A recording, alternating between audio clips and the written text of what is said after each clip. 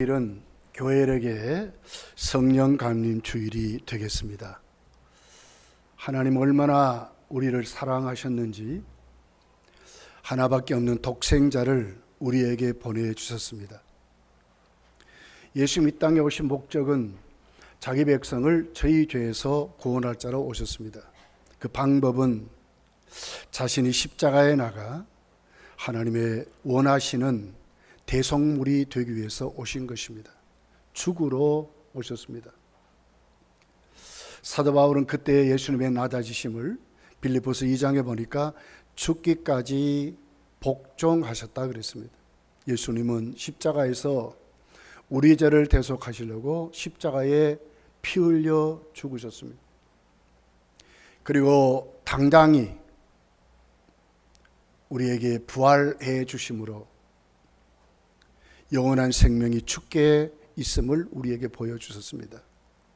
부활하신 후 40일 동안 함께 계시면서 많은 말씀을 그 부활하신 그 모습을 그들에게 보여주시고, 사도 바울은 고린도전서 15장에 보면 500여 형제가 봤대요.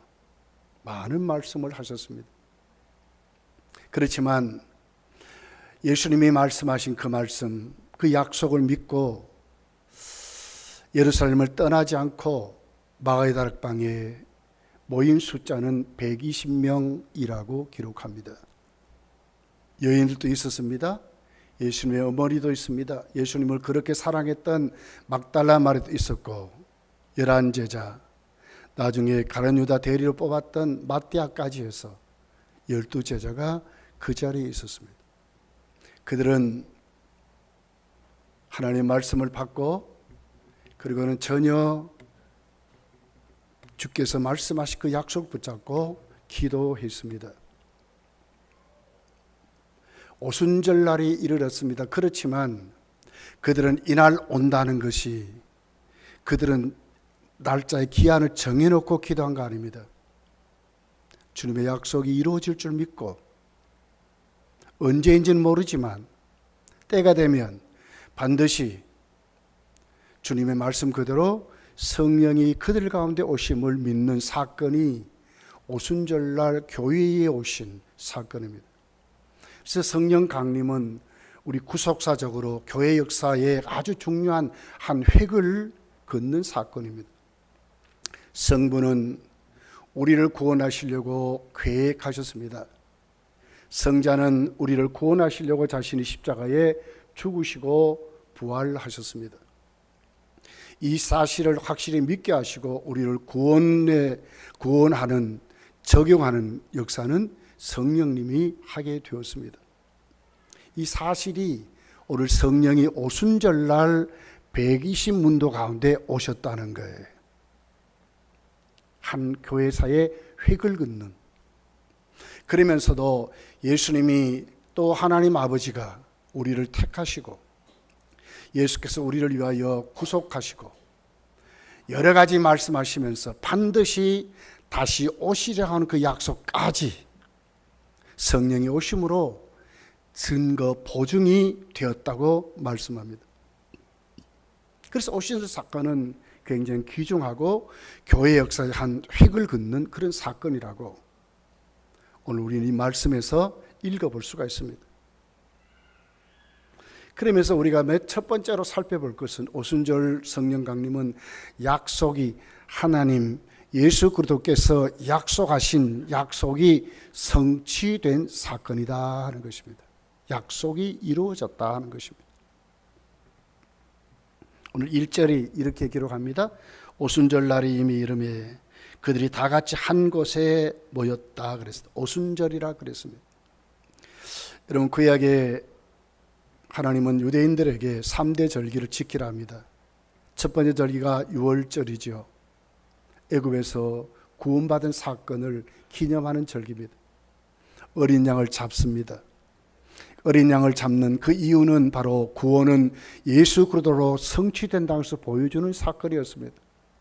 하나님의 아들 예수께서 십자가에서 우리 죄를 대속해 주는 사건을, 그러면서 히브리서 기자는 우리가 주께로 하나님께 나갈 때 그리스도의 예수의 피를 핏뿌림을 받아서 나간다 그랬습니다.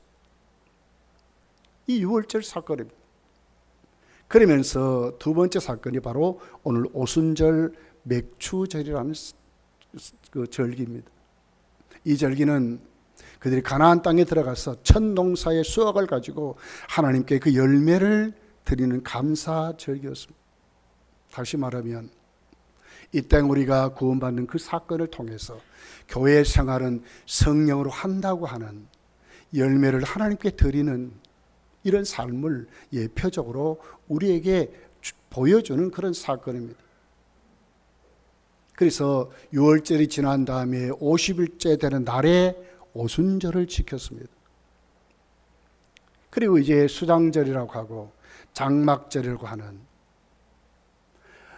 마지막 1년의 농사를 다 거두어서 창고에 저장하고 그러면서도 광야에 나가서 지키는 절기가 수장절이라고 합니다. 이것은 바로 천국의 삶, 우리의 모든 삶을 하나님께 드려지는 그런 삶을 예표하고 있는 그런 사건입니다. 그러면서 오늘 오순절날 성령이 우리에게 오심은 바로 우리가 첫 열매, 교회의 시작을 알리는 신호탄이라고 지금 말하는 것입니다. 하나님께 드려지는 하나님의 무리들, 이들이 지금 하나님 앞에 교회로 출발하는, 성령이 오시지 아니하면 교회는 태동할 수도 없었고 시작도 할 수 없어요. 왜? 성령이 오셔야 하나님 백성이 구원을 받기 때문에 그렇습니다.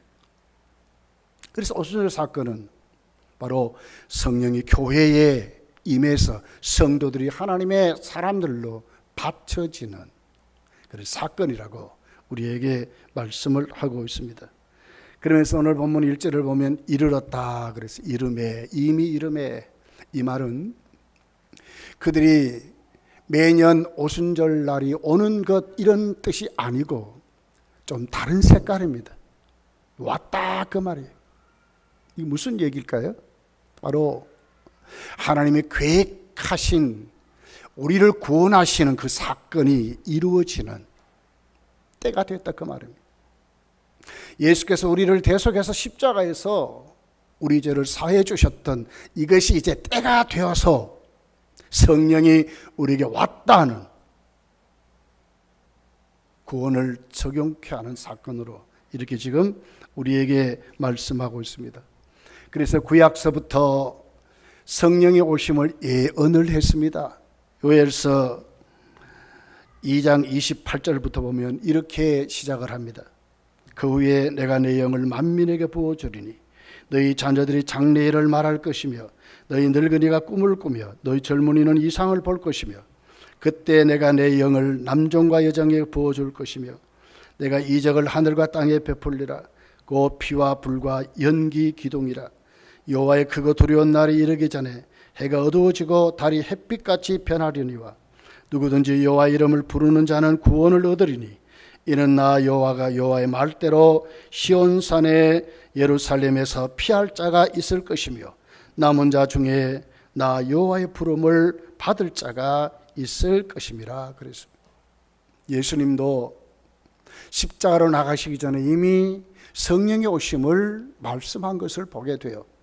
누가복음 24장 49절에 이렇게 기록합니다. 볼지어다 내가 내 아버지께서 약속하신 것을 너희에게 보내리니 너희는 위로부터 능력으로 입혀질 때까지 이 성에 머물러 약속하신 것을, 아버지가 약속하신 것을 예수님이 보내신다고 말씀합니다. 예수님이 가시면 이게 구속사고로 한 획을 걷는 거예요.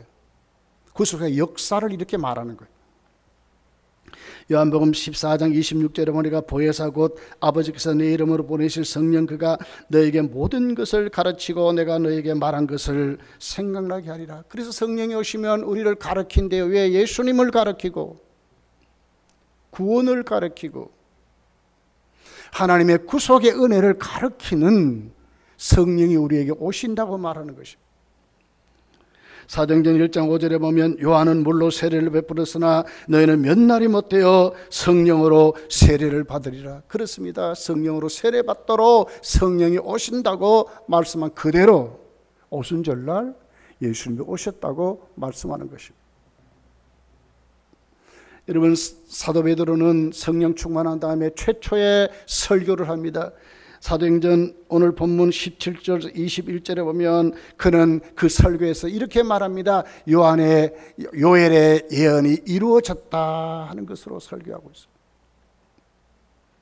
예수께서 우리를 위하여 하나님이 보내신 하나님의 아들이 십자가에서 우리 죄를 위해서 죽으셨다는 거예요. 그리고 그분은 반드시 다시 살아났다고. 하나님 왜 살렸느냐? 우리의 주와 그리스도가 되게 하려고 살렸다고 말씀합니다.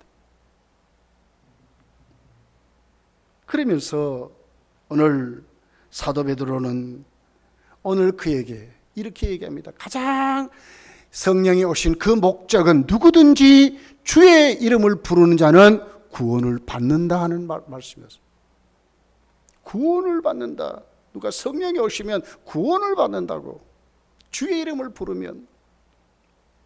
고린도서 12장 3절에 보면 성령으로 아니하고는 예수님을 주라 시인할 수 없다고 그랬습니다.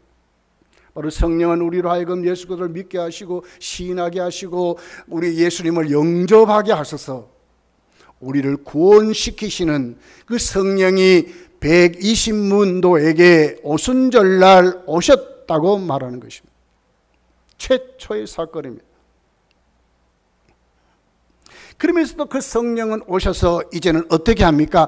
오셔서 이제는 그 교회 위에 머무는 것입니다. 떠나지 않는다고 하는 것입니다. 그래서 우리가 구원을 받으면 성령 받은 사람들이고, 성령 받은 사람은 성령이 우리 속에 내주하셔서 천국 가는 그날까지 떠나지 아니하시고 우리를 인도하신다고 말씀하는 것입니다. 로마서 8장을 보면 성령의 인도하심이 없는 자는 하나님의 자녀가 아니라고 그랬어요. 성령은 그러기 위하여 오순절날 교회 위에 오늘 우리에게 오셨다고 말씀하고 있습니다. 그러므로 여러분, 오늘 또 우리가 성령을 받았다면 하나님 앞에 어떤 사람입니까? 이제는 나는 확실히 예수 그리스도의 사람이요, 이제는 내가 반드시 천국감을 확실히 믿고 이 땅 위에서 예수 그리스도의 증인이 되어야 한다는 것을 우리에게 말씀을 하고 있는 것입니다. 왜요? 성령으로 아니하고는 누구든지 주의 이름을 부를 수 없기 때문에 그렇습니다.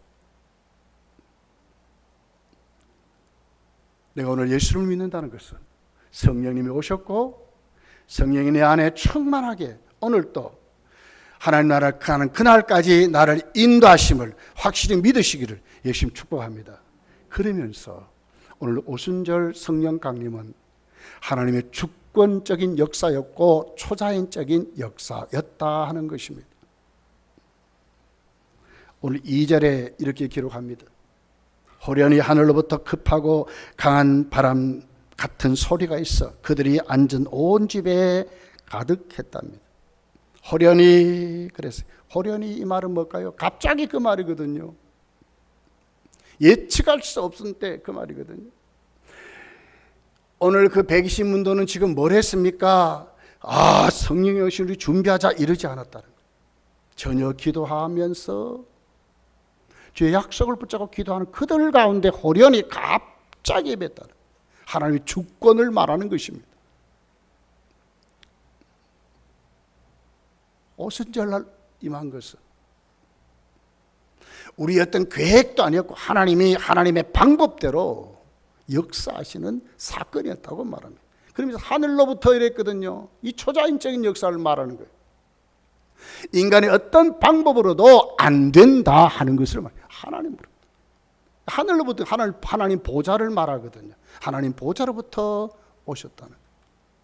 아버지가 보내실 그 약속하신 것을 기다리라. 하나님 아버지가 보내신 하늘로부터.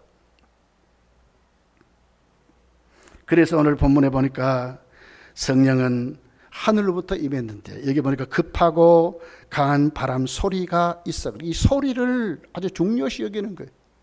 바람은 안 보이잖아요. 근데 어떻게 해요? 청각으로 듣는 것입니다. 우렁찬 소리였을 거예요. 급하고 강한 바람입니다. 막 와르릉 하는 그런 바람이지. 여러분 태풍이 불면 어떻습니까? 그런 바람입니다. 인간이 도저히 흉내낼 수 없는 그런 바람입니다.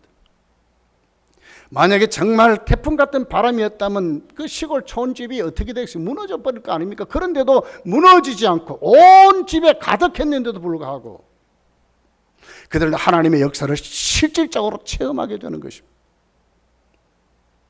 체험한 사건입니다.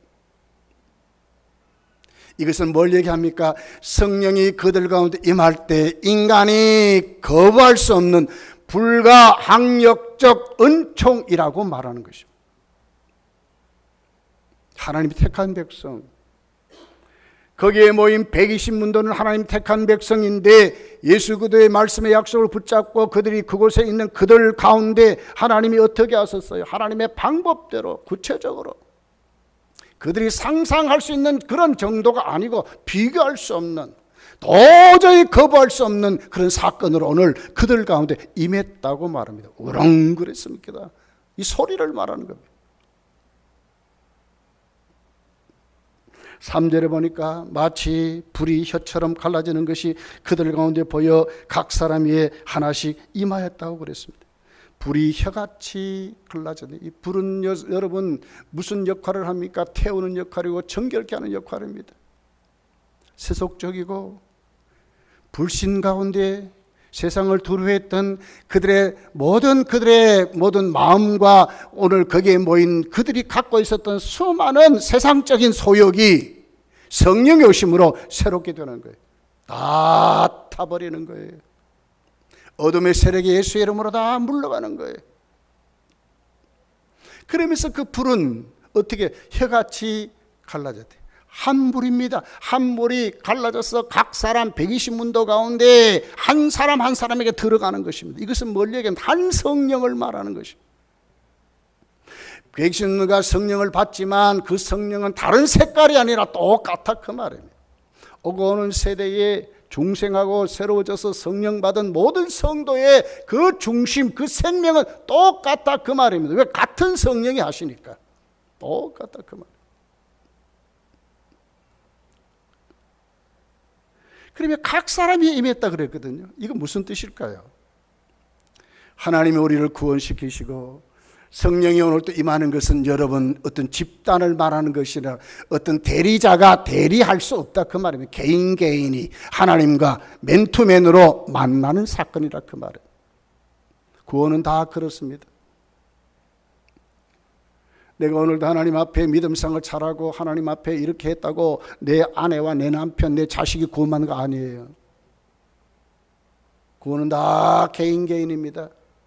하나님의 택한 백성들이 그들 속에 수많은 세상적인 것, 어둠의 세력으로 꽉 차, 전적으로 타락하고 부패한 그들 심령을 깨트려서 예수님을 영접하게 만들고 하나님 말씀이 그들 속에 들어가게 만들고 하나님 아버지를 고백하게 만들고 아빠 아버지라 부르짖게 만들고 예수께서 나의 주님이심을 고백할 수 있도록 만드시는 분이 누구냐? 성령 하나님이 불같이 역사하신다.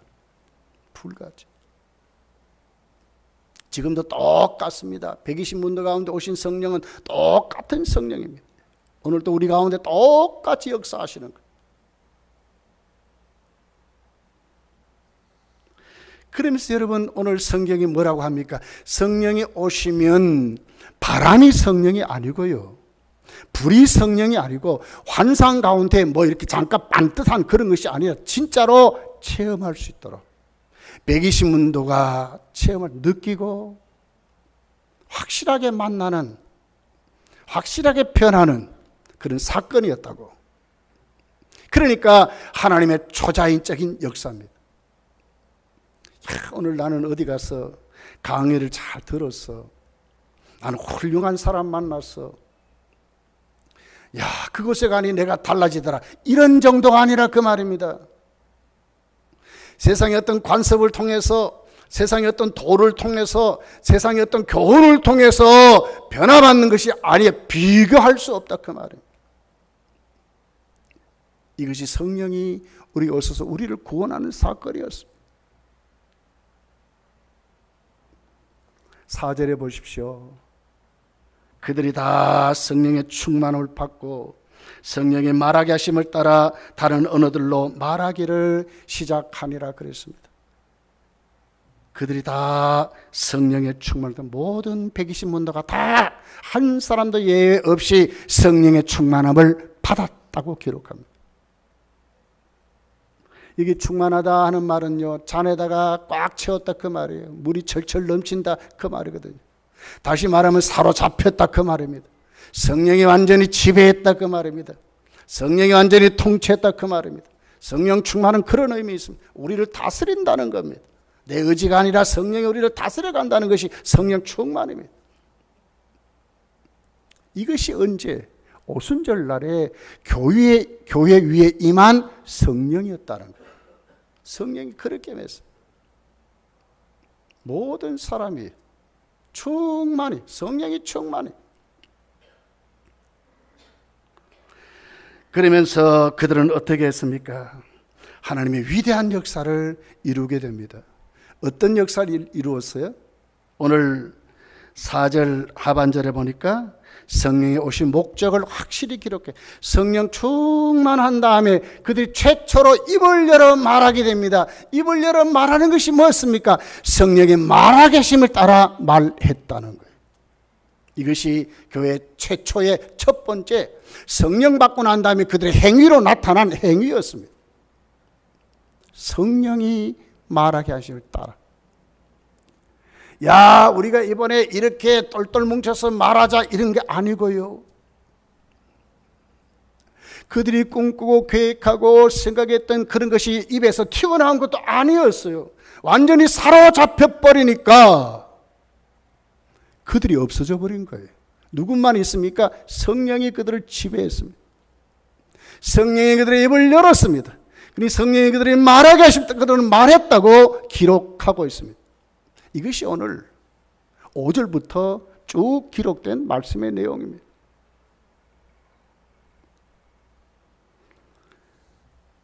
(6절에) 보면 예루살렘이 뒤집어져 버렸어요.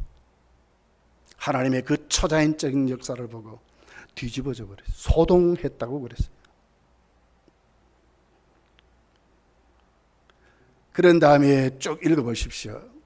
16개국에서 온 디아스포라 됐던 유대인들이 오순절을 지키려고 왔는 그들이 알아듣는 말들을 하고 있습니다. 야, 우리 지역에 말을 한다.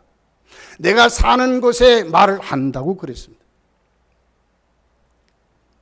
성령의 말하신 따라 말한 것은 뭡니까? 방언의 역사였습니다. 다 알아들을 수 있는 말들이었습니다. 그러면서 이들이 오늘 표현한 단어가 뭡니까? 하나님의 큰 일을 말하는 도다 그랬어요. 하나님의 큰 일이라고 그랬어요. 여러분, 창세기 11장에 가서 보면 인간이 바벨탑을 쌓지요. 하늘까지 높여져 보자. 하나님이 만약 다시 홍수 심판하더라도 우리 한번 면해보자. 왜? 꼭대기까지 올라가면, 하늘 끝까지 올라가면 아무리 쏟아부어도 우리 살아남는다. 그래 해보자. 그러다가 하나님이 웃으시면서 어떻게 했습니까? 언어를 혼잡하게 만들었어. 그때 많은 언어가 생겼습니다. 많은 말이 생겼습니다. 결국 별 수 없이 올라가 보자는 그들이 땅 위로 흩어질 수밖에 없어. 왜? 말이 안 통하니까 못 사는 겁니다, 같이.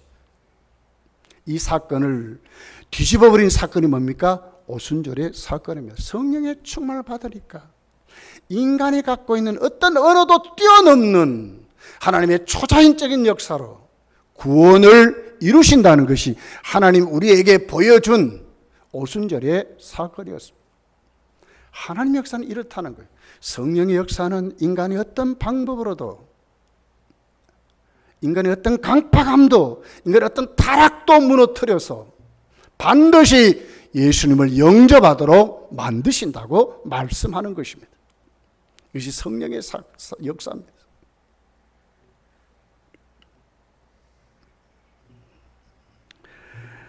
그러면서도 오순절에 일어났던 방언의 역사는 고린도 교회나 신약성에 기록된 방언과는 조금 질이 다른 방언이었어요.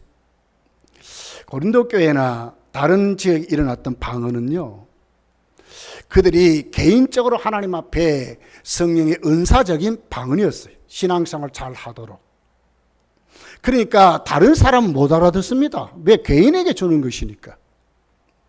그런데 오순절로 임한 방언은 어떻게 다 알아들었습니다.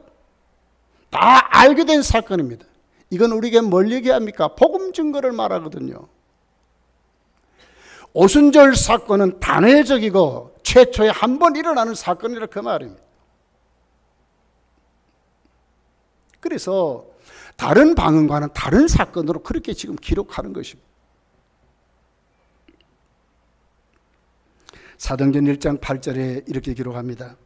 오직 성령이 너희에게 마시면 너희가 권능을 받고 예루살렘과 온 유대와 사마리아 땅 끝까지 이르러 내 증인이 되리라 하시니라. 이 말씀이 이루어졌다 그 말이에요. 성령이 임하면 예수님 믿을 뿐만 아니라 성령 충만한 삶으로 성령 우리를 붙잡아서 이제는 성령이 떠나지 않고 이제 어떻게 그리스도의 증인으로 살게 된다고 하는 것이, 성령이 오늘 우리에게 오셨다 하는 것입니다. 이 일은 아직도 계속 이루어지는 거예요. 그래서 오순절 성령 간임은 단회적이면서도 반복적이다 하는 것입니다. 오순절날 교회에 임한 그 성령 역사는 한 번입니다. 그렇지만 이 역사는 계속 반복적으로 지금도 일어난다. 왜? 구속의 은혜가 일어나기 때문에 그렇습니다. 성령이 아니하고는 예수를 믿을 수 없기 때문에 그렇습니다. 절대로 여러분 포기하거나 단정하거나 이웃을 정죄할 이유는 한 가지도 없습니다. 왜요? 하나님 택하면 살인자도 구원받고요. 믿습니까? 아무리 강팍한 조폭도 구원받는 거예요. 오늘 숨이 깔딱깔딱깔딱해서 지금 숨이 넘어가서 지금 죽음의 권세 앞에 붙들려 있는 그들도 하나님은 구원시킬 수 있는 거예요. 믿습니까? 어린아이도 구원시킬 수 있고요. 노인도 구원시킬 수 있고요. 청년도 구원시킬 수 있고요. 오늘 우리에게는 어떤 사람도 하나님이 택해서 하나님이 부르셔서 때가 되면 반드시 성령이 그들 가운데 임하여 계속적으로 지금도 구원의 은혜를 일으킨다고 하는 것입니다. 그렇기 때문에 교회는 뭘 해야 됩니까? 복음 전파가 굉장히 중요한, 예수 그리스도의 증인이 되는 것이 얼마나 중요한 줄 모릅니다. 그래서 오늘 우리 교회도 오예배 헌신예배 드리면서 세계적으로, 그래도 우리 교회가 협력하는 신학생들, 목회자들이 와서 간증도 하고, 서태원 선교사가 와서 우리가 이렇게 믿고 있습니다, 이렇게 필리핀에도 하나님 복음이 전해지고 있습니다 하는 것을 보고하잖아요. 왜요? 성령의 것은 똑같기 때문에 그렇습니다. 언어는 다릅니다. 그러나 그 역사는 똑같기 때문에 그렇습니다.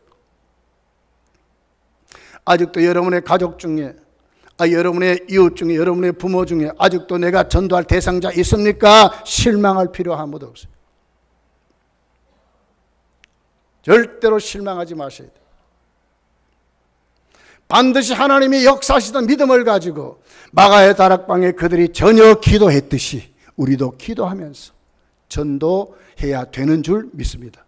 이것이 하나님의 사람들의 모습이에요. 그러면서 보십시오. 오늘 성령 임해서 그들이 변화됩니다. 어떻게 변화됐습니까? 자, 보세요. 17절부터 18절에 있는 말씀입니다. 하나님이 말씀하시기를 말세에 내가 내 영을 모든 육체에 부어주리니 너희의 자녀들은 예언할 것이요 너희의 젊은이들은 환상을 보고 너희의 늙은이들은 꿈을 꾸리라. 그때 내가 내 영을 남종과 여종에 부어주리니 그들이 예언할 것이라 그랬어요. 말세에 그랬어요. 성령의 오심을 말하는 거예요. 요엘서 2장의 예언이 사도 베드로는 오늘 우리에게 이루어졌다고 하면서 오늘 거기에 모인 모든 성도들 중에 여기 이렇게 말합니다. 너희 자녀들은 예언한다면 예언한다는 말씀 전파를 말하는 거예요. 복음의 증인들을 말하는 거예요. 성령이 오면 계속적으로 그 성령은 오늘 또 하나님의 말씀을 증거하게 만들고 복음을 증거하게 만들고 계시다고 하는 것입니다. 너희 젊은이들은 환상을 본답니다. 여러분, 그 당시에 여러분, 이스라엘은 어떤 사람들이었어요? 로마의 압제에 붙들려 가지고 희망을 잃어버렸어요. 소망이 없어요.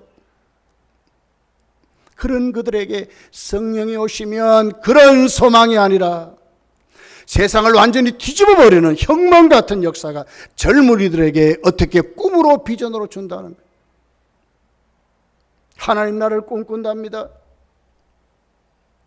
하나님이 기대하는 삶으로 성장해 갈 수 있도록 다음 세대를 하나님이 일으키신다고 말하는 것입니다.